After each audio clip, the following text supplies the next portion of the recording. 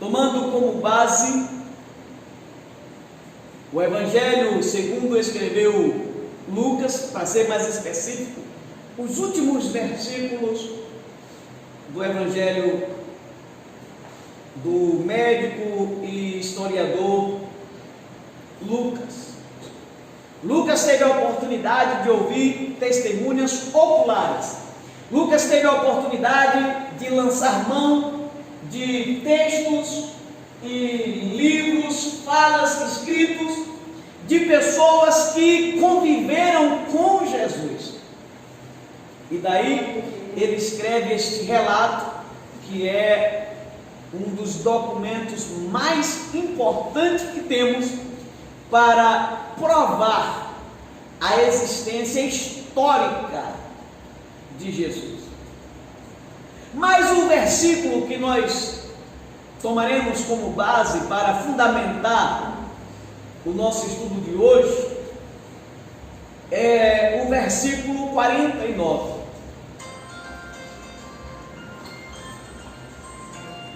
Hoje nós vamos falar porque a igreja precisa estar alinhada com o Espírito Santo. Nesse último capítulo do Evangelho segundo escreveu Lucas, o historiador ele faz uma narrativa dos momentos finais de Jesus Cristo com os seus discípulos após a ressurreição. Ele narra um encontro que Jesus teve com 2 dos seus discípulos no caminho de Emaús. Depois ele narra um encontro onde os discípulos estavam reunidos, ouvindo os discípulos de Emaús, aqueles 2 homens, contarem a sua história, da sua experiência que tiveram, do seu encontro que tiveram com Cristo ressurreto. E aí Jesus aparece no meio deles e dá as suas últimas instruções. E Jesus, segundo a narrativa de Lucas, para dar essas instruções aos seus discípulos, para falar com os seus discípulos acerca de si mesmo, do seu ministério terreno e também do ministério que a partir da sua ascensão ficaria a cabo dos seus discípulos, da sua igreja. Jesus utiliza as Sagradas Escrituras do Antigo Testamento. Nós vamos encontrar, Lucas ele cita aqui pelo menos 2 vezes, ele vai citar que Jesus começou a falar, e desde Moisés, os profetas e os salmos, ele passou utilizando a mensagem contida nesses textos para falar com os seus discípulos, para explicar a respeito da sua morte, a respeito do seu sofrimento, da sua ressurreição e da sua ascensão. E no versículo 49, que é o versículo que tomaremos como base para falar nesta noite, Jesus ele lembra aos discípulos que havia uma promessa do Pai. Ele diz: olha, tudo o que aconteceu estava previsto, deveria de fato acontecer, era para que se cumprisse as Escrituras, para que se cumprisse o que estava escrito. Convinha que o Filho do Homem padecesse, sofresse. E ele diz assim: mas olha, mas vocês, a partir de agora, vocês a partir deste momento, vocês serão as minhas testemunhas. Vocês vão testemunhar, vocês vão falar do que vocês viram e ouviram. Vocês vão falar daquilo que vocês aprenderam. vocês testificarão, vocês levarão esta mensagem adiante. Mas vocês não poderão iniciar essa missão de evangelização do mundo enquanto vocês não receberem poder de Deus. Aqui eu estou parafraseando para a gente entender esse texto que nós lemos. Aí Jesus diz assim: mas vocês ficarão na cidade de Jerusalém, até que do alto sejais revestidos de poder. Aleluia. Glória a Deus. Glória a Deus, aleluia. Vocês serão as minhas testemunhas, vocês pregarão, vocês irão por todas as nações, vocês farão discípulos de todas as nações, e os batizarão em nome do Pai, do Filho e do Espírito Santo. Mas isso só vai acontecer depois que vocês serem revestidos de poder. Glória a Deus. Glória a Deus.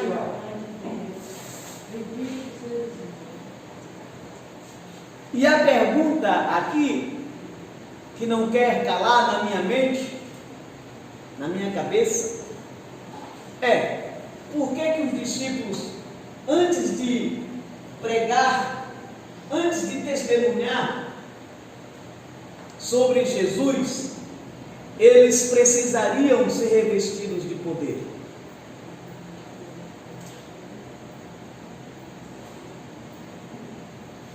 Aqui tem uma razão. Eu quero que você compreenda que Deus não faz absolutamente nada sem propósito.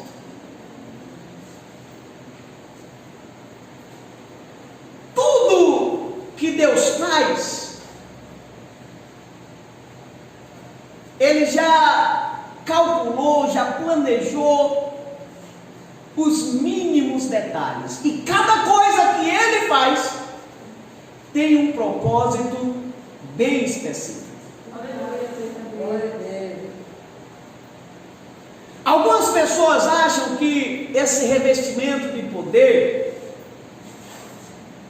essa graça, essa virtude do Espírito Santo que desceu sobre a igreja no dia de Pentecoste e que permanece até os nossos dias atuais, algumas pessoas acham que isso é para dar um show, ou outros acham que, ou querem receber esse poder, essa virtude, como uma forma de se autopromover, como foi o caso do mágico Simão, que viu os discípulos de Jesus expulsando os demônios e orando, e Jesus batizando com o Espírito Santo, e ele, que conhecia e praticava as artes mágicas, chegou para os discípulos e disse: olha, vocês querem quanto para me ensinar a fazer isso? Eu pago para que vocês me ensinem, eu também quero aprender este negócio. É porque a visão de Simão era semelhante à visão de muitos que estão nos nossos dias, no nosso meio, acreditando que essa unção do Espírito, esse poder de Deus, eu vou tirar aqui a máscara, até porque também eu estou longe dos irmãos, não vai pegar nada nos irmãos não, também eu não estou com Covid, mas acreditando que esse poder de Deus era algum tipo de mágica que serviria para a sua autopromoção, para se promover, para ganhar fama, para ganhar dinheiro. Mas esse não era o propósito, e não é o propósito de Deus. Não obstante, os discípulos responderam para eles: seja o teu dinheiro para a tua perdição, porque tu não tem parte neste negócio, tu não tem parte no reino de Deus, tu não tem parte nesta crença, tu não tem parte nesta fé, porque o teu coração está bem longe de Deus. Então Deus tem um propósito. Glória a Deus, aleluia. Tinha um objetivo específico, e tem um objetivo específico, tem uma razão pela qual Jesus diz para os seus discípulos: fiquem em Jerusalém, só saia de lá, só comecem a falar depois que vocês serem revestidos de poder. Glória a Deus.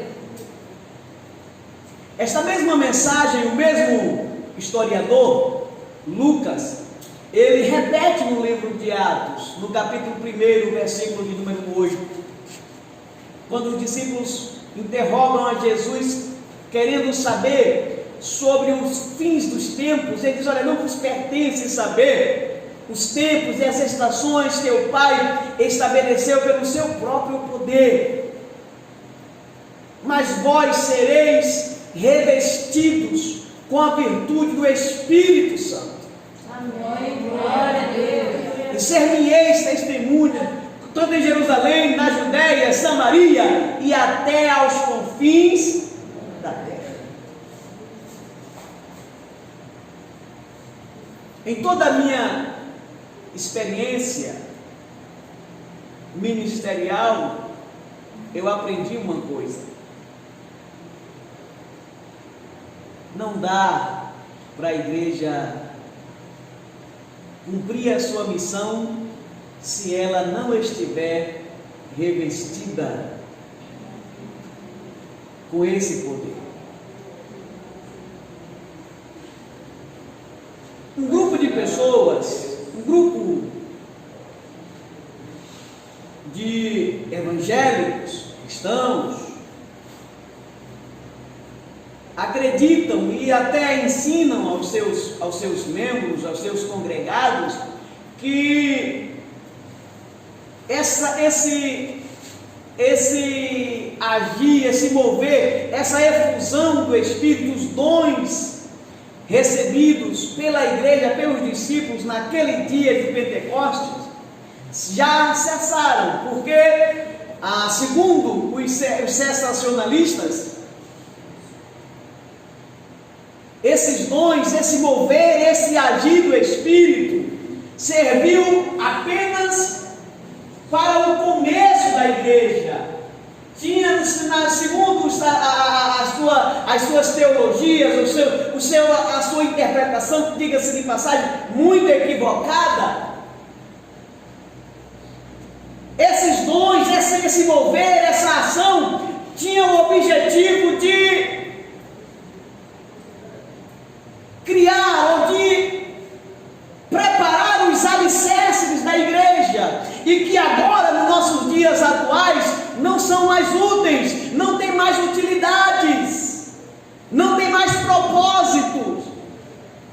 Mas isso é um engano, porque aqui uma coisa também que deve ficar bem clara: antes de falarmos as razões pelas quais a igreja precisa estar alinhada com o Espírito Santo, nós precisamos entender que esse mover, que esse dom, essa efusão do Espírito com a igreja, essa presença real, notória, essa experiência espiritual que a igreja tem com o Espírito Santo de Deus, ela não ficou restrito aos tempos apostólicos, mas muito pelo contrário. Como eu falei no início, Jesus utilizou os escritos do Antigo Testamento, as Sagradas Escrituras. Como eu disse, Lucas ele vai falar que Jesus utilizando as Sagradas Escrituras, desde Moisés, os profetas até os salmos, falava, aleluia, sobre o seu ministério terreno, e também falava para os discípulos sobre a sua função, sobre a missão. Naquele momento eles estavam recebendo da parte de Deus como testemunhas de Jesus Cristo. E Jesus diz: olha, está lá, está escrito, Está nas Escrituras. O dom que vocês vão receber, a virtude que vocês vão receber, não é uma coisa nova, não. Eu já falei, Deus já falou há muito tempo atrás. E quando nós analisamos, quando nós vamos, por exemplo, para o livro de Joel, capítulo de número 2, versículos 28 e 29, por gentileza, abra a sua Bíblia aí. Deixa eu ver quem está bom de Bíblia.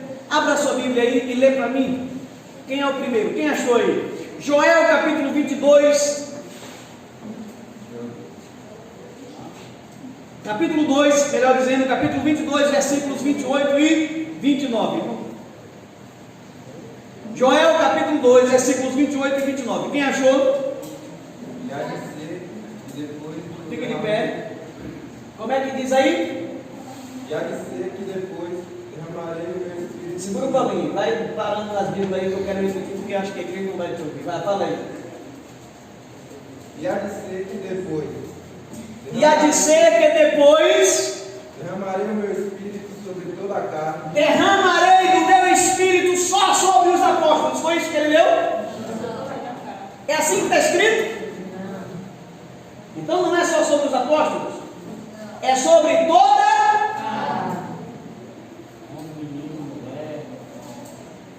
Consegue? Vossos filhos e vossas filhas profetizarão. E vossos filhos e vossas filhas profetizarão. Prossegue. Vossos velhos terão sonhos. Vossos velhos terão sonhos. E vossos mancebos terão visões. E os vossos jovens terão visões. E também sobre os servos. E também sobre os servos. Aqui servos aqui são escravos. Pode prosseguir. E sobre as servas. E sobre as servas, Naquele dia derramarei derramarei o meu espírito. derramarei do meu espírito. Obrigado. Observe o que Deus está dizendo por meio do profeta Joel, para que nós possamos entender, para que fique claro que esse movimento, esse mover, essa experiência espiritual que temos com Deus, não se restringe aos dias apostólicos, mas permanece atuante, permanece o Espírito Santo até nos nossos dias atuais, permanece agindo. Observemos o que diz a santa e gloriosa palavra de Deus: e há de ser que nos últimos dias derramarei do meu espírito sobre toda a carne, e vossos filhos e vossas filhas terão visões. O que Deus está falando aqui por meio do profeta Joel? Só para você entender o que Deus está falando, eu quero que você compreenda o seguinte: antes da efusão do Espírito, antes que o Espírito descer sobre a igreja no dia de Pentecostes, no Antigo Testamento, apenas 3 classes de pessoas estavam habilitados para recebê-lo. Eu disse quantas classes? 3. Apenas 3 classes de pessoas. E ainda tem um porém. Essas pessoas, ou essas classes de pessoas que estavam habilitados para receber o Espírito Santo, recebia o Espírito Santo de forma esporádica. O Espírito Santo vinha em momentos específicos para desenvolver um trabalho, um projeto específico, e logo em seguida ele retornava para os céus. Então mesmo os reis, os sacerdotes e os profetas, estando habilitados para receber, para serem usados poderosamente nas mãos do Senhor, por meio do Espírito Santo, eles não tinham a honra de conviver diariamente, 24 horas com a presença do Espírito Santo, 365 dias por ano. Por quê? Porque o Espírito Santo vinha e voltava. Aí Deus está dizendo assim: olha, sabe uma coisa? Vai chegar um momento que eu vou mudar a história. Eu vou fazer diferente. Não vai ser apenas os reis, os sacerdotes e os profetas que receberão o meu Espírito. Ah, é, Senhor? Então quem vai ser? Vai ser os vossos filhos, as vossas filhas, os vossos velhos e ainda tem mais. E você sabe uma coisa? E até os escravos e escravas receberão, porque vai ser para toda a carne. Eu vou derramar para todo mundo.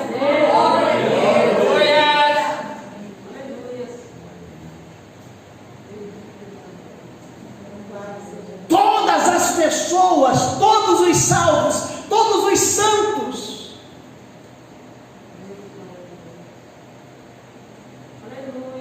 Serão habilitados para receber o Espírito Santo. Glória a Deus. E com um outro diferencial, é que Jesus disse assim, João escreveu no seu Evangelho, Jesus disse, eu vou para o Pai, mas eu vos enviarei outro Consolador. E esse Consolador que vem, que vai estar com vocês, ele estará com vocês todos os dias. Amém. Glória a Deus. Ele não vem, agora quando ele vier, dessa vez, quando ele rogar ao Pai e o Pai enviá-lo, quando ele descer sobre vocês, ele não volta mais. Ele fica. Glória a Deus, aleluia. Eu não entendo muito bem a cabeça dos sensacionalistas, porque é muito fácil, é muito simples. Atos capítulo de número 2, versículo 39, Pedro vai falar mais ou menos na mesma direção. Pedro vai ter a mesma mensagem do profeta Joel. Quem achou? Atos 2, 39. Porque a promessa vos diz respeito a vós, quer dizer, a vocês, a vossos filhos e a todos os que estão longe, e a todos os que estão longe, a tantos quanto Deus, e tantos quanto Deus, nosso Senhor chamar. Então é uma coisa, agora é abundante. A palavra que derramar significa dizer que ele vem com abundância. O Espírito, escute. Glória a Deus, aleluia. Escute que eu vou falar uma coisa aqui para você. Pega, olha, eu quero que você segure isso aí, ó. Segure isso aí para você. Eu vou te falar uma coisa. Você sabe que muitas vezes a gente fica batendo cabeça só porque a gente não entende esse negócio? Às vezes a gente fica sofrendo só porque a gente não entende o que nós recebemos das mãos de Deus.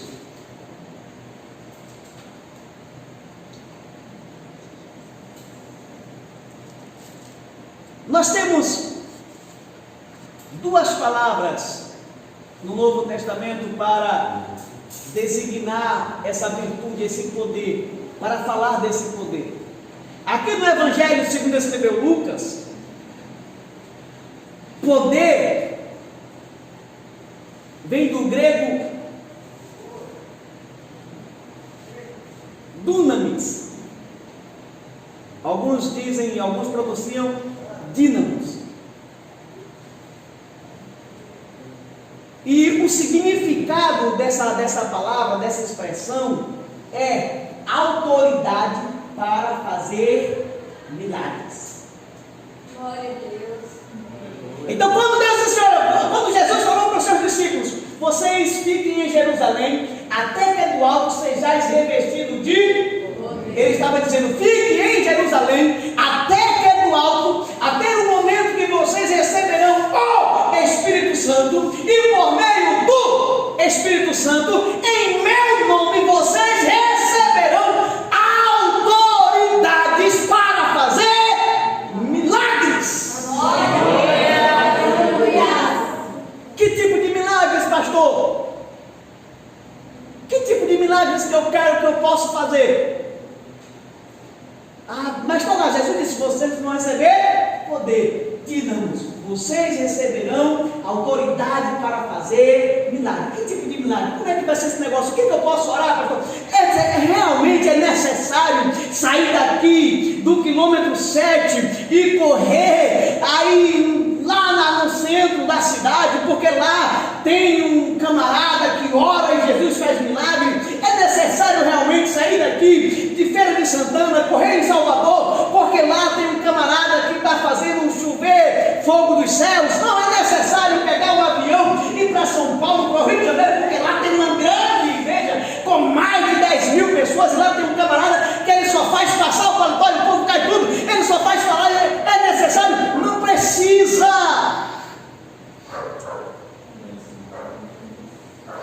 porque o Espírito de Deus habita em você.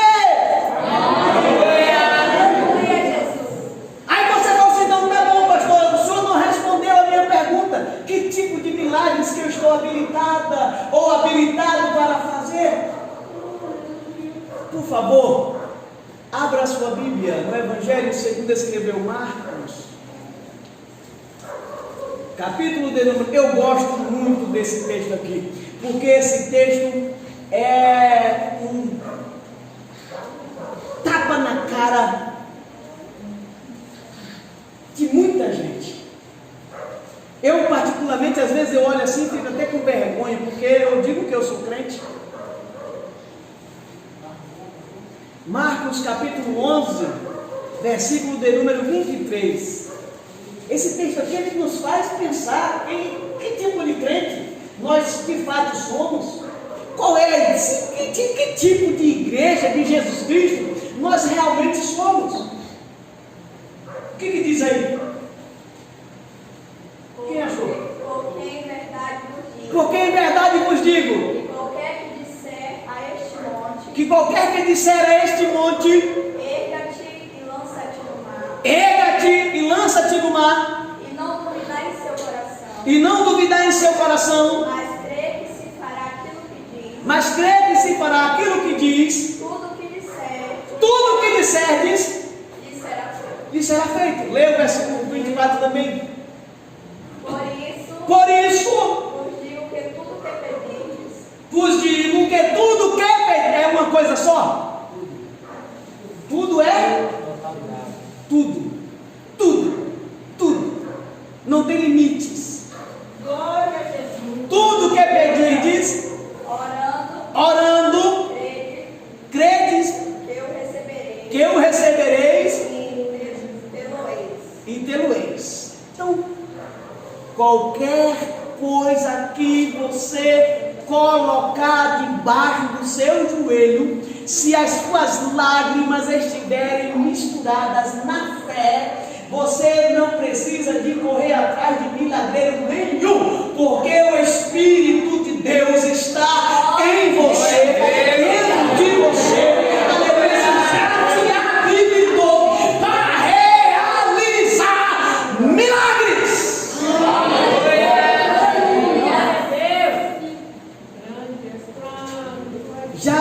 Você já está habilitado para fazer milagres. O que eu quero dizer é que nós temos recebido das mãos de Deus essa habilidade para viver experiências sobrenaturais com Deus. Mas isso não é para louvor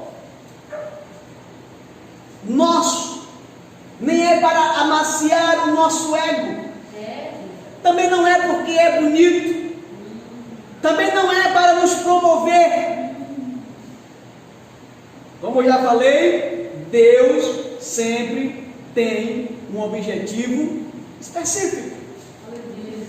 Eu acho que na Ásia Menor tinha um grupo de pessoas que acharam que poderiam usar esse poder para benefício próprio. Aí Tiago descreve para eles, dizendo assim: vocês pedem e não recebem, porque pedem mal.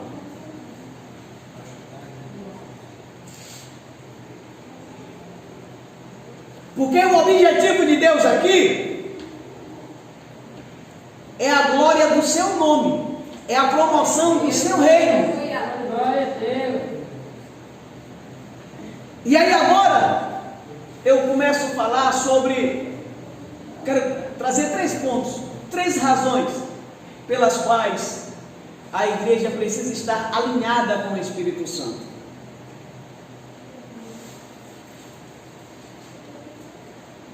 A primeira razão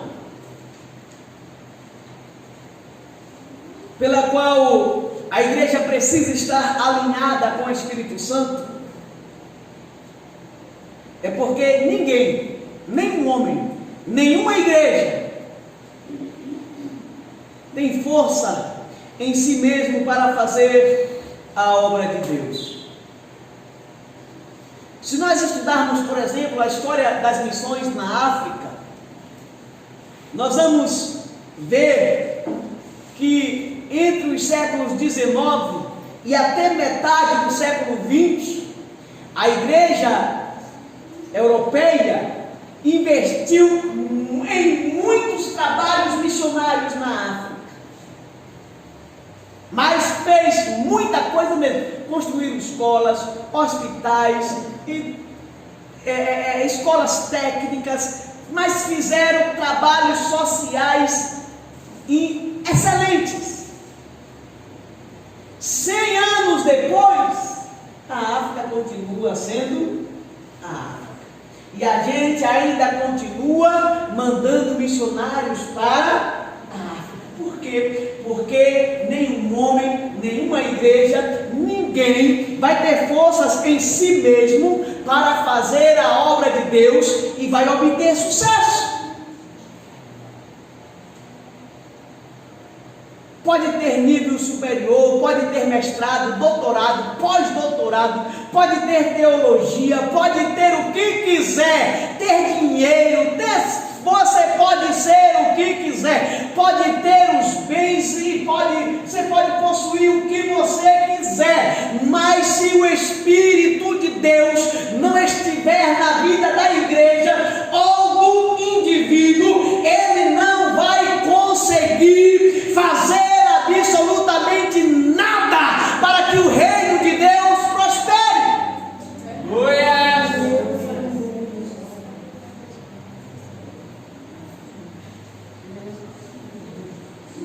Evangelho segundo escreveu João, capítulo 15, Jesus ele diz para os discípulos: olha, eu sou a videira verdadeira e o meu pai é o lavrador. Então eu sou o tronco da vide e vocês são as varas, vocês são os ramos dessa vide. Mas tem uma coisa que vocês precisam entender: vocês só podem produzir frutos, vocês só podem fazer alguma coisa se vocês estiverem ligados em capítulo 15, versículo 5, Jesus diz: sem mim nada podeis fazer. Glória a Deus. Glória. A palavra aqui, nada, ela no original, no grego, ela traz um sentido de um negativo absoluto. Sem Jesus não há nenhuma possibilidade. Sem a presença do Espírito Santo, porque Jesus está em nós por meio do Espírito Santo. Eu me lembro das palavras de Jesus Cristo que João escreveu, disse: olha, aquele que crê em mim, eu e o Pai viremos e faremos nele morada. Como é que Jesus e o Pai vêm e moram em nós? Por meio do Espírito Santo. Então, Jesus está em nós por meio do Espírito Santo. É o Espírito Santo que habita em nós. E por meio do Espírito Santo está Jesus e o Pai. Só que sem a presença do Espírito Santo, sem esse revestimento, sem essa graça, a gente não pode fazer nada. Absolutamente nada.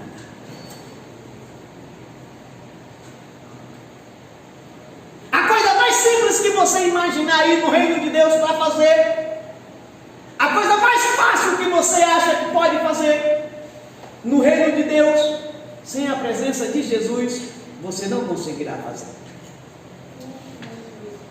Sem a presença, sem essa graça, sem a presença do Espírito Santo em sua vida, você não conseguirá fazer.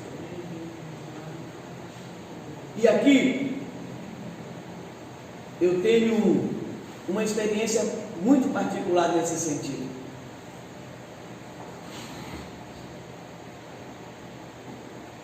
Eu tive a oportunidade de fazer missões aqui no sertão da Bahia por 9 anos. Eu já trabalhei em lugares que ninguém queria ir lá.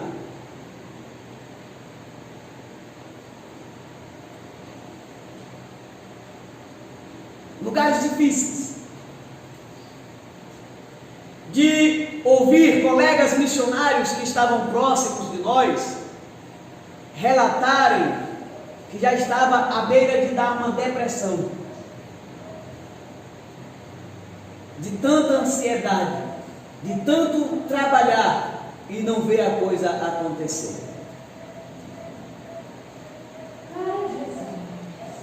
Porque não adianta trabalhar, não adianta fazer o serviço, não adianta mover absolutamente nada em prol do reino, se o Espírito Santo não estiver atuando na vida da igreja. Sem a ação do Espírito Santo, a igreja vai ficar o tempo inteiro raquítica, mesquinha, pequena, não cresce, não desenvolve. Por quê? Porque é preciso que o Espírito Santo de Deus tenha liberdade para agir através de nós. Me lembro das palavras do apóstolo Paulo para a igreja de Corinto. Corinto, capítulo de número 3, no versículo de número 6,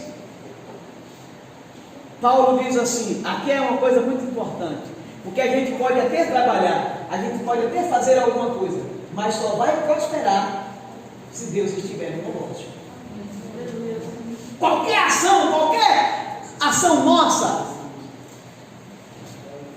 em prol do reino só vai funcionar, só vai prosperar se Deus estiver no negócio. Paulo fala assim: eu plantei, Apolo regou, mas foi Deus quem deu o crescimento. Glória a Deus, aleluia.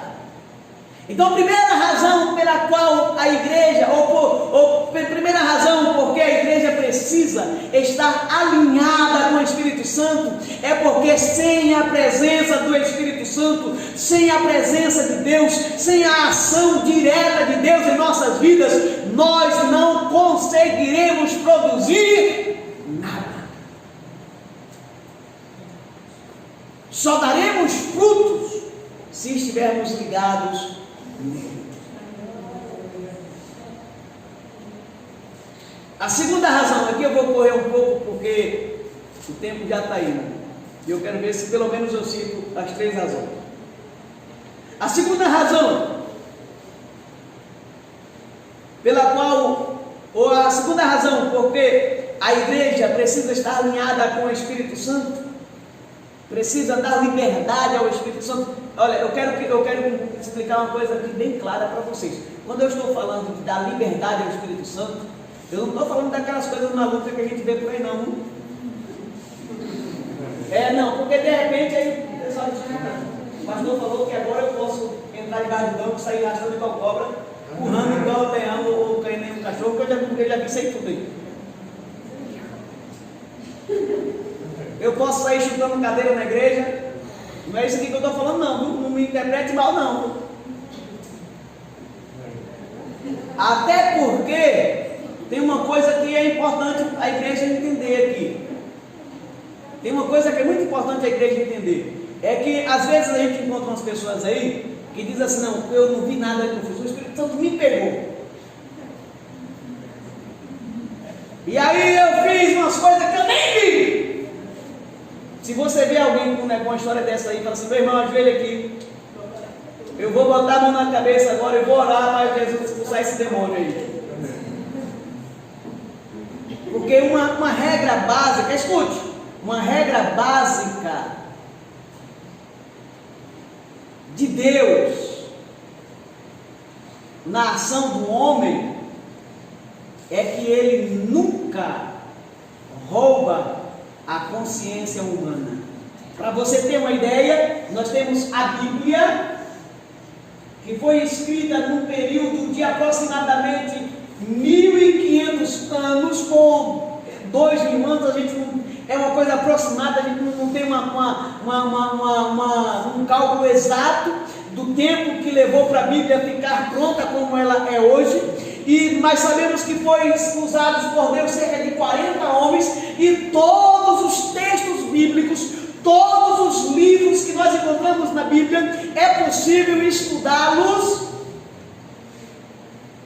utilizando as técnicas da hermenêutica, o conhecimento científico, e nós vamos perceber que dentro dos textos bíblicos, apesar de que esses homens foram todos usados por Deus, mas existe ali a marca humana.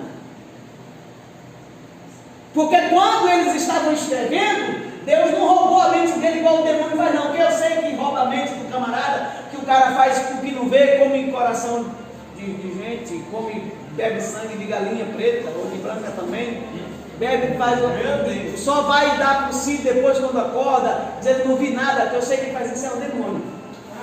O Espírito Santo não.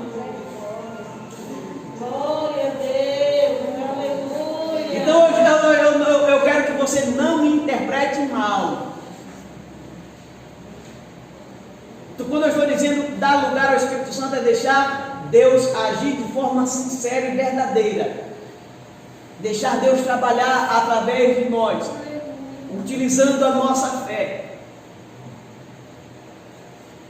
Mas a segunda razão pela qual a igreja precisa, ou porque a igreja precisa estar alinhada com o Espírito Santo, é porque a igreja precisa do Espírito Santo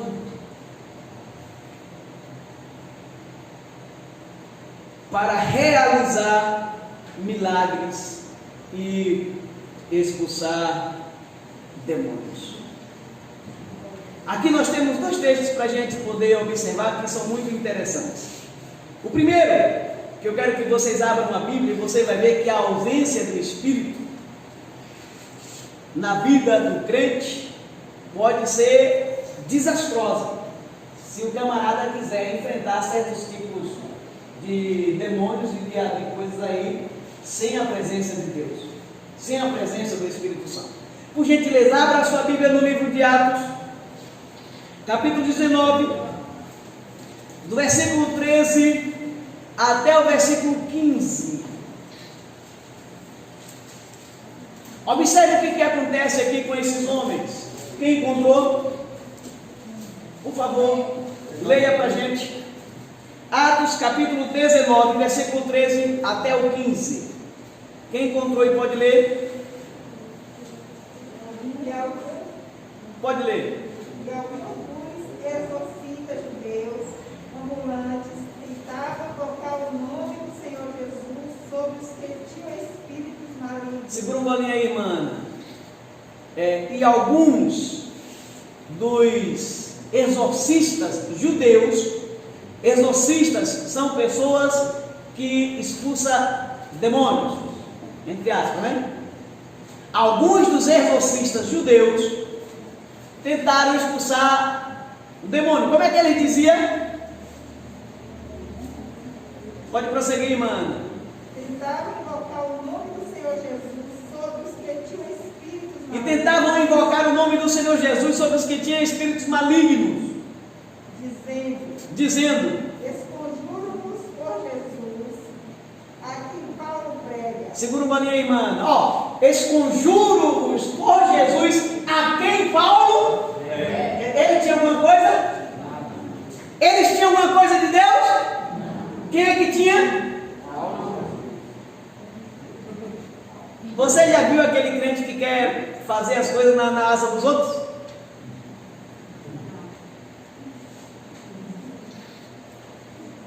Então eu expulso o demônio. Olha, eu estou falando aqui para você sair desse corpo, em nome do Jesus que Paulo prega. Eu não sei nem quem é, mas Paulo prega ele, eu estou falando para o nome dele para sair. Aí o que é que o demônio faz? Como é que diz? Os que faziam isto eram 7 filhos de Seva, judeu principal dos sacerdotes. Respondendo, porém, o espírito maligno disse: Respondendo o espírito maligno, disse: Conheço a Jesus e bem sei quem é. Eu conheço Jesus E bem sei quem é. e bem sei quem é Paulo. Mas vós quem sois? Vocês aí, quem são vocês? Você acha que é só chegar assim? Uma vez eu tive a oportunidade, eu vi acontecer uma história, um caso de uma senhora que ficou endemoniada. Pegaram ela, levaram, o horário já foi. Eu vou só concluir aqui porque a gente vai terminar no horário. Pegaram ela, levaram para o hospital. Chegou lá, os médicos deram um sossega-leão. Eu vi, porque eu estava na sala. Os médicos deram um sossega-leão na mulher com a mesma coisa de bater água de coco na veia. Aí os médicos disseram assim: olha, pega essa mulher e leva para a igreja, porque aqui não vai resolver não. Pegaram ela, levaram para a igreja, e enquanto botaram ela no carro e ela com aquela coisa feia, aquela fala horrível, e botando no carro ali, eu estava ouvindo alguns irmãos, alguns crentes que estavam ali, eu não sei, parece que estava com medo, foi a minha percepção. Aí ele dizia assim: olha, sabe de uma coisa, eu acho que o crente, por mais fraco que seja, aí ele bota a mão aí, o demônio tem que sair, meu velho, porque ele está falando o nome de Jesus. Eu fiquei observando. Vocês não aprenderam não com os filhos de Cefas não? Vocês não entenderam não que sem a presença, sem a ação direta de Deus, tu vai tomar porrada na cara? Tu vai passar vergonha? Os filhos de Cefas tiveram que correr nu, porque o demônio, o camarada que estava endemoniado, deu em cima deles, tirou a roupa dos camaradas, eles tiveram que sair correndo nu. Eu conheço a história de um outro pregador que estava pregando a mulher lá no meio da igreja, endemoniou e veio para cima dele. O que foi que ele fez? Ele grudou na cadeira, botava a cadeira na frente, a mulher vinha, ele botava a cadeira e dizia: sai, demônio! E a mulher em cima dele, ele: sai, demônio! A mulher virava na cadeira: sai, demônio! Aí a mulher: te pega, eu te mato. É porque não adianta falar bonito, não adianta pregar bonito, não adianta orar bonito, não adianta cantar bonito, se não tiver uma vida de intimidade com Deus, se não tiver uma vida de comunhão, se o Espírito de Deus não estiver agindo, se o Espírito de Deus não estiver trabalhando na nossa vida, não adianta.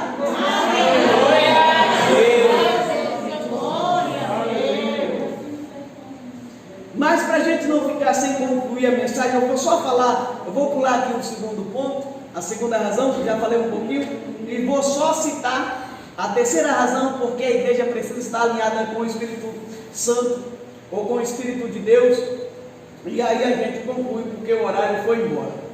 Diz assim, eu acho que vocês devem estar cansados, eu não estou, porque quando eu começo a falar eu fico viciado, eu tenho esse vício. Tem gente que tem vício um bocado de coisa, o meu vício é falar.